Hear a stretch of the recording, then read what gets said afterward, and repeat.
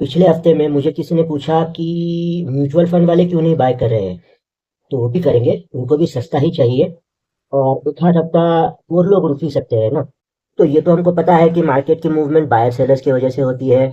अब प्राइस ऊपर जाने के लिए बायर्स चाहिए। अब ये बायर्स जो है वो नॉर्मली दो तरीके के होते हैं। एक होते हैं वो जो शॉर्ट टर्म मूवमेंट्स को कैच करने के पीछे लगे रहते हैं रोज एक दो हफ्तों के। और कुछ होते हैं वो जो हमेशा बॉटम ढूंढने की कोशिश करते रहते हैं। तो बड़े मूवमेंट के बाद ये बॉटम ढूंढने वाले आ जाएंगे। तो बड़ा मूवमेंट अब हो गया है तो थोड़ा बहुत और मूवमेंट हो जाएगा नेगेटिव साइड में। उसके बाद ये बॉटम ढूंढने वाले पक्का आ जाएंगे, बाय करने की कोशिश करेंगे। तो पिछला हफ्ता वैसे वन वे डायरेक्शन था, नेगेटिव था। एक आध दिन प्राइस थोड़ी सी ऊपर गई, but that does not matter actually. तो उसके मुकाबले में ये वाला हफ्ता थोड़ा ज्यादा वॉलेटाइल रहने की उम्मीद है। दोनों साइड की मूवमेंट्स आने की उम्मीद है।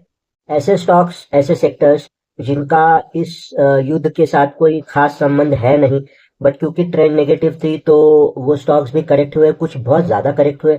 तो उसमें अब धीरे धीरे बाइंग आने के चांसेस है। इमीडिएटली तो नहीं, बट अब धीरे धीरे इस हफ्ते में थोड़ा थोड़ा बाइंग उनमें देखा जाएगा।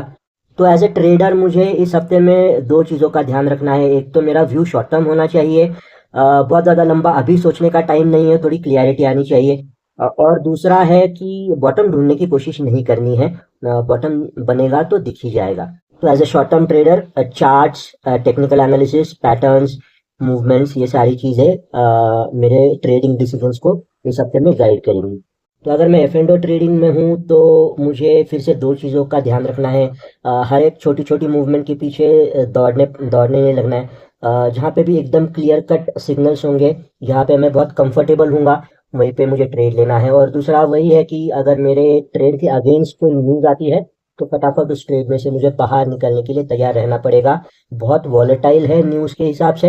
तो किंतु परंतु के लिए जगह नहीं बचती है। एज ए इन्वेस्टर शायद इस हफ्ते में भी मेरे लिए कोई खास काम है नहीं। क्लैरिटी आनी चाहिए थोड़ी और सिचुएशन में, वो अभी तक नहीं है। तो वेट एंड वॉच करेंगे। जो भी मूवमेंट्स आने वाली है, जैसे मैंने थोड़ी देर पहले कहा कि जो सेक्टर्स या स्टॉक्स इस वॉर से बिल्कुल भी उनको कोई लेना देना है नहीं, उसमें मार्केट की मूवमेंट की वजह से अगर करेक्शन आया है और उसमें अगर काउंटर ट्रेंड रैली आती है तो वो शुरुआत में शॉर्ट टर्म के लिए होगी। तो वहाँ पे शॉर्ट टर्म ट्रेडिंग हम लोग कर सकते हैं। इन्वेस्टमेंट के लिए शायद थोड़ी सी जल्दबाजी होगी। वेट एंड वॉच करना ही ठीक रहेगा इस हफ्ते में।